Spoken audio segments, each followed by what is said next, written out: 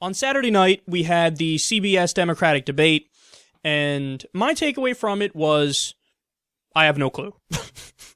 I know that sounds ridiculous, and that's because it is ridiculous, but I watched the debate twice, and, I want to come out here and say, oh, Bernie won, and he fucking slammed everybody, but that wasn't my takeaway. Now, other people think he did destroy, and that's a fair opinion to have. I'm sure they can defend it, but I'm just telling you that when I try to view it through the mind of being as objective as possible, putting my own bias aside, everybody knows which direction my bias goes, but putting that aside and watching this as whatever your typical run-of-the-mill Democratic voter would be, or just your average voter, period. When I looked at the debate, it was amorphous. It was, you had O'Malley, who was being O'Malley with his fake politician's cadence, but to be fair to him, he said some things that were true, and were accurate, and were smart, even though he said it in the weird, I'm faking a politician's voice way. So that was kind of just a gray zone all around. Hillary had her aura, the way she carried herself, the way she spoke, was great. It was how she spoke that made a lot of people think, in my opinion, that she won the debate.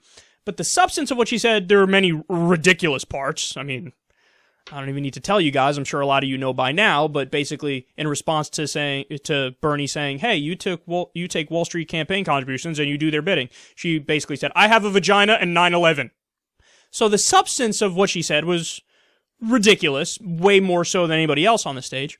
But again, it was because of how she spoke, it was amorphous to me. It was a gray area. Now, Bernie, on the other hand, he, of course, on substance, he always knocks it out of the park and destroys everybody else in the room because he's Bernie Sanders and that's what he does.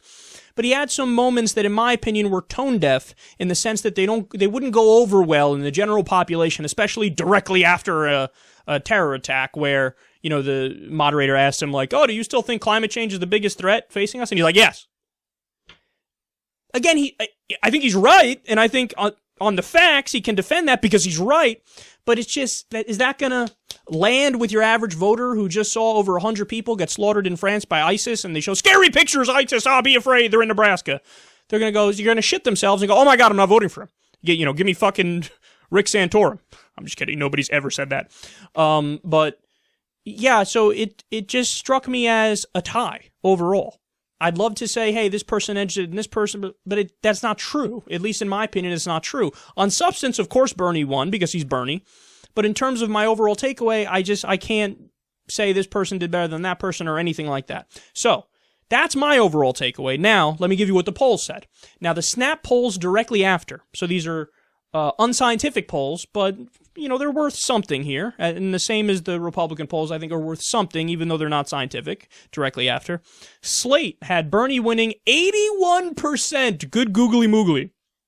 Hillary, 13%. O'Malley, 3%. And they threw in their CBS, who hosted it, 1%, and the GOP, 2%. So silly that they threw that in there, but they did. Time has Bernie at 81%, again. Hillary 14%, O'Malley 5%. And then we have Fox had Sanders 88%, Hillary 9%, O'Malley 3%. Now, those are the unscientific ones. Then we have some allegedly scientific ones, and I'll get to why that's a problem in a second and why that may not necessarily be true. But public policy polling had said 67% of the 510 voters they surveyed in a allegedly scientific poll said that Clinton won, and Sanders trailed with 20%, and O'Malley got 7%. And then we have CBS News. Quote, CBS News interviewed a nationally representative sample of debate watchers assembled by GFK's Knowledge Panel, who identified themselves as Democrats or independents. By a 23-point margin, these debate watchers say Hillary won the debate. 51% say Clinton won, compared to 28% who favor Sanders, and just 7% pick O'Malley. 14% called it a tie. So I say allegedly scientific because for the public policy polling one, turns out that it was paid for by Correct the Record, which is described as, quote, a strategic research and rapid response team designed to defend Hillary Clinton from baseless attacks. Oh, so a Hillary super PAC paid for the scientific poll that said Hillary won. Come on, man. Come on. What the fuck is going on here? I mean, even, let's say it wasn't skewed, okay? Do you not realize that just the optics of that alone are enough to dismiss it at face value? You can't have fucking a Hillary super PAC pay for a poll and then have the poll say Hillary won. That's crazy. That's like having Bush pay for a poll that says Bush was a good president. Well, why would I accept that? I wouldn't accept that. There's a bias. There's a problem there. Even if it was scientific, the way you set it up is hilariously dumb. You can't do that. All right, so this is the overall breakdown here. The snap polls have Bernie winning by 1.5 miles. The so-called scientific ones have Hillary winning. I guess that somewhat backs my thesis of I took away like a weird amorphous tie here. But I will say this, man. What we need Bernie to do is, and again, I love Bernie, so it's hard for me to say this and critique him because he's done such a great job so far, and he went for not taking any corporate money, but he's, solidly number 2 in the national polls, and he's surging all the time, and he took a lead in New Hampshire and Iowa and stuff. So it's hard for me to critique him because he's doing so much, and he's doing so well, and he's sticking to the issues. But it's almost like you need him to have just utter standout debates where it's just crushing victories on his part, for him to overtake on the national level and for him to surpass Hillary. Because Hillary she's the default vote, man. She has all the big money coming into her campaign, which means more ads, which means getting her name out there more. She already is more famous than Bernie Sanders, so she's got that fallback thing. She's got the media, which talks about her nonstop, and they don't talk about Bernie nearly as much, and when they do, it's not, as positive coverage. So it's hard, but you're going against a behemoth, Bernie. So we need, and all the supporters too, and I'll end on this. It's the supporters, man.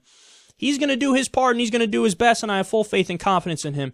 But the supporters, you cannot get lackadaisical. You cannot look at the fact that he won the snap polls and go, great, we can rest. Bitch, you better go make some phone calls or go on Facebook and talk about it or donate to his campaign because he's not taking any money from multinational corporations and Wall Street, or double down and fight harder because, the second that you take your foot off the gas pedal, obviously the Clinton machine is going to overtake and destroy.